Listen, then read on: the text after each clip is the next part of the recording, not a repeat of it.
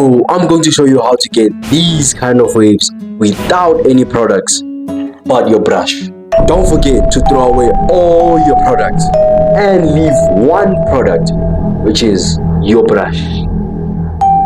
If this video was beneficial to you, make sure to leave a like. Let's get to 100 likes. I'll take out the next video early, and let's get to 500 subscribers before the end of this month. And if you want to join me in with the brush sessions, morning brush sessions and evening brush sessions, make sure to check out the lives. I stream every single day. Let's get back to the video. So these are the requirements that you need to do or have to get waves without any products. So the first one is get rid of all the products. You already did that, so make sure you tick.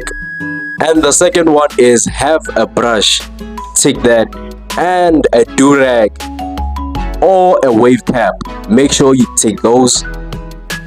Have a shampoo or soap, tick that.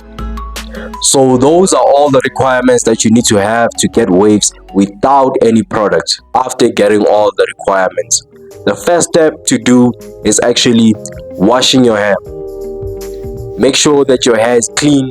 After that, make sure that you have a brush and you have a low cut to start off your waves.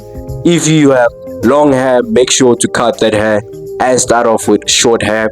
Then after doing that, make sure to get a durag. So after the washing style method, you can rag up and make sure that your waves stay tight.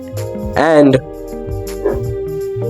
one more thing, make sure to buy a mirror so you can see everything that's going on your head and not actually blind brush, and know how to wear durag and how to do a washing style method.